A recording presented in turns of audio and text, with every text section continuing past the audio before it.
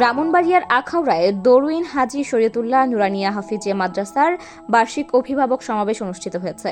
বৃহস্পতিবার দুপুরে মাদ্রাসার হল রুমে আয়োজিত অভিভাবক সমাবেশে সভাপতিত্ব করেন অত্র মাদ্রাসার প্রতিষ্ঠাতা পরিচালক, মোগরা বাজার পরিচালনা কমিটির সাধারণ সম্পাদক, বিশিষ্ট ব্যবসায়ী ও সমাজসেবক আলহাজ শহীদুল ইসলাম সেকান্দর।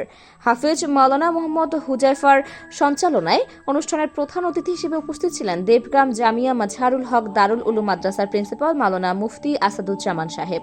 অনুষ্ঠানে স্থানীয় জনপ্রতিনিধি, ওলামায়ে কেরাম, রাজনৈতিক ব্যক্তিবর্গ, শিক্ষক, সাংবাদিক, মুক্তিযোদ্ধা, এলাকার গণ্যমান্য ব্যক্তিবর্গ, সুশীল সমাজের লোকজন, ছাত্রছাত্রীদের অভিভাবক সহ আরও অনেকেই উপস্থিত ছিলেন। এ সময় বক্তারা বলেন, ছাত্রছাত্রীদের সুশিক্ষা অর্জনের ক্ষেত্রে শিক্ষকের পাশাপাশি অভিভাবকের গুরুত্বপূর্ণ ভূমিকা রয়েছে।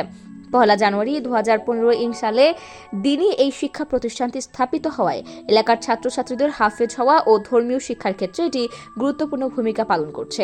মাদ্রাসার প্রতিষ্ঠাতা পরিচালক আলহাজ শহীদুল ইসলাম সেকান্দর বলেন, সর্বোচ্চ মানের নিরাপত্তা ও আধুনিক শিক্ষার সমন্বয়ে পরিচালিত মাদ্রাসাটিতে আল্লাহর রহমতে গত 10 বছরে প্রায় 70 জনেরও বেশি শিক্ষার্থী হাফেজ হয়ে দেশের বিভিন্ন মাদ্রাসায় ইলমে দ্বীন শিক্ষা করছেন। মাদ্রাসাটিতে শিক্ষার মান আরও উন্নত করতে যা যা করা দরকার তা করা হবে বলেও জানান তিনি। জানা গেছে, প্রতিষ্ঠানটিতে বর্তমানে প্রায় 60 জন শিক্ষার্থী অধ্যয়ন করছে। মাদ্রাসাটিতে চলতি বছর ডিসেম্বর মাসে নুরানি বিভাগে ছাত্রছাত্রী ভর্তি করা হবে এবং আগামী বছর জানুয়ারিতে ক্লাস চালু করার কথা রয়েছে।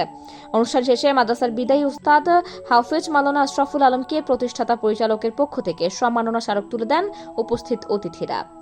News desk, Padma TV.